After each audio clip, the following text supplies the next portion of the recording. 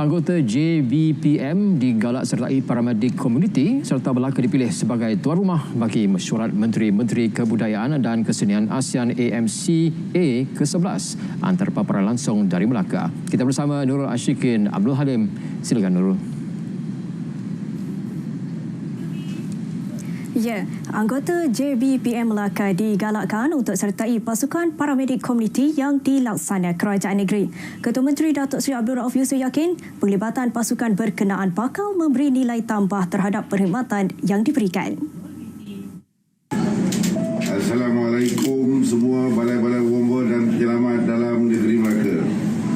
Kerajaan Negeri Melaka akan melancarkan secara rasminya paramedik komuniti yang mana lokaliti bomba yang berada di dalam kawasan masing-masing boleh memainkan peranan untuk mempertingkatkan lagi kualiti perkhidmatan paramedik ini dengan memberikan latihan-latihan berkala setiap 3 bulan. Saya melihat bomba komuniti ini juga nanti boleh memberikan perkhidmatan yang diilhamkan daripada kerajaan untuk rakyat mendapat perkhidmatan awal sebelum bantuan-bantuan kecemasan lain yang sampai. Selain JBPM, paramedik komuniti turut mendapat kerjasama daripada Jabatan Kesihatan Negeri dan Angkatan Pertahanan Awam APM Melaka. Sebarang pengubahsuaian dibuat membabitkan permis yang mempunyai sijil perakuan bomba FC perlu dimaklumkan kepada JBPM. Pengarah JBPM Melaka Pesuruhjaya Bomba Muhammad Pisar Aziz menegaskan ia penting sebagai persediaan jika berlaku kemalangan atau kebakaran membabitkan permis berkenaan. Segala pindaan yang hendak dibuat ke atas premis ditetapkan ini hendaklah diberi maklum kepada Jabatan Bomba dan Penyelamat Malaysia Negeri Melaka dahulu, kerana kegagalan memaklumkan apa-apa pindaan adalah merupakan satu kesalahan yang diperuntukkan di bawah Seksyen 32 2 Akta Perkhidmatan Bomba yang boleh menyebabkan dendaan. Setakat ini daripada 325 permis kerajaan dan swasta, 259 permis mempunyai perakuan bomba yang berkuat kuasa, manakala bakinya dalam status tiada perakuan bomba berkuat kuasa. Beliau turut mengingatkan majikan atau pemilik permis untuk memastikan bangunan mempunyai peralatan keselamatan yang lengkap dan sentiasa diselenggara. Buat julung kalinya, Melaka dipilih sebagai tuan rumah bagi mesyuarat Menteri-Menteri Kebudayaan dan Kesenian ASEAN AMCA ke-11 yang bermula hari ini hingga 26 Oktober. Esko Pelancongan Warisan Seni dan Budaya Negeri Datuk Abdul Razak Abdul Rahman berkata seramai 400 orang delegasi luar negara dan Malaysia akan berkampung selama 6 hari di Melaka. Beliau memaklumkan sempena dengan program ini juga akan diadakan makan malam gala AMCA pada 24 Oktober di Dataran Pengkalan Rama. Ia turut disurikan dengan acara ASEAN Festival of Arts AFA melibatkan seramai 150 artis kebudayaan dari negara anggota ASEAN. Program anjuran Kementerian Pelancongan Seni dan Budaya ini akan melibatkan seramai 10 menteri-menteri kebudayaan ASEAN dan 10 pegawai kanan kebudayaan dan kesenian ASEAN, 3 rakan dialog dari Jepun, Korea Selatan dan China, serta Institusi Agong dan Sekretariat ASEAN.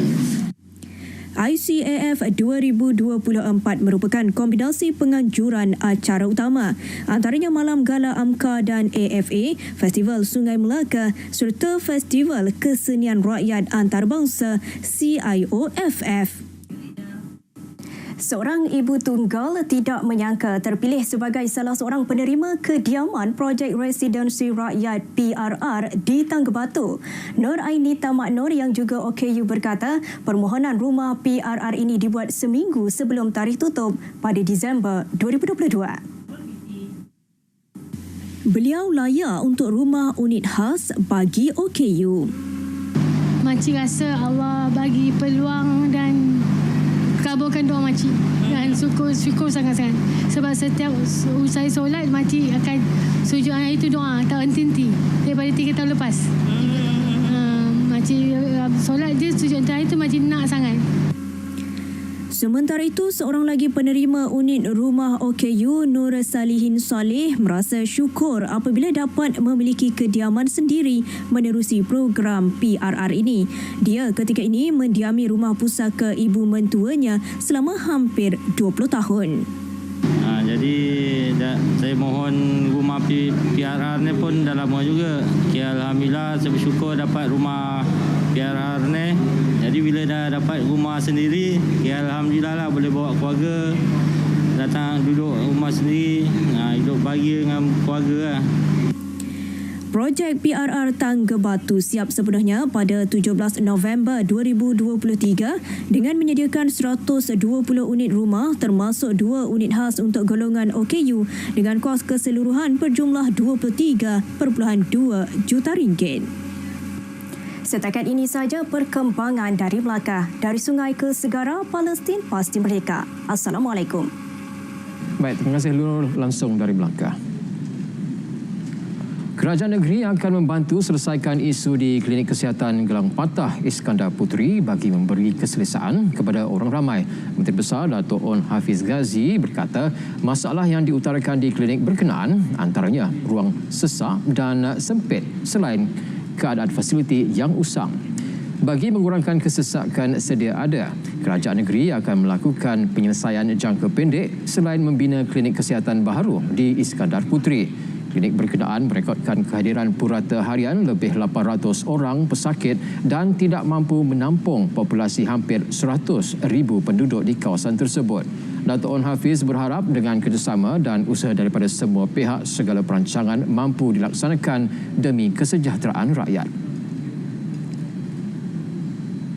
Seorang lelaki warga asing di Berkas selepas dipercayai melakukan perbuatan mematahkan pengelap cermin belakang beberapa buah kenderaan milik orang awam. Kejadian berlaku di parkir Terminal Bas Batu Pahat Johor semalam. Ketua Polis Daerah Batu Pahat ACP Syahrul Anwar Musyadat Abdullah Sani memaklumkan suspek yang berusia 25 tahun ditangkap selepas perbuatannya ditular di media sosial pada hari yang sama. Siasatan awal mendapati kejadian berkenaan berlaku pada pukul 3.30 petang.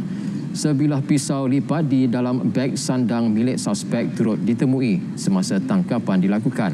Kes disiasat mengikut Seksyen 427 Kanun Keseksaan serta Seksyen 6/1 Akta Bahan Kakisan Letupan dan Senjata Berbahaya 1958. Selain disiasat mengikut Seksyen 6/1/C Akta Imigresen 1959-63 kerana menetap di negara ini tanpa dokumen sah.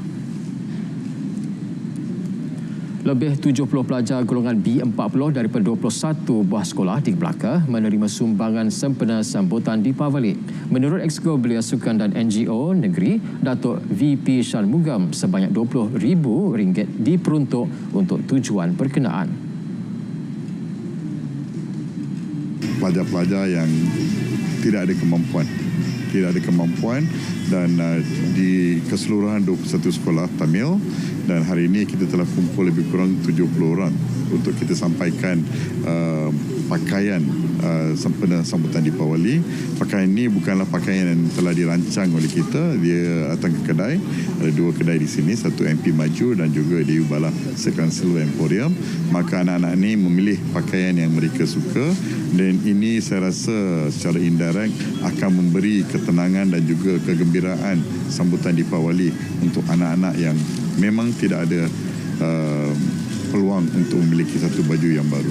Mereka tidak berpeluang membeli pakaian pada Deepavali kerana mereka daripada kumpulan B40, dan juga kita dari pihak sekolah, guru besar dan juga guru pengiring memilih murid ni berdasarkan kriteria tertentu. So, kita tak mampu berikan kepada semua, tapi walaupun kita gembira kerana mereka dapat merayakan Deepavali ini dengan pakaian baru ini.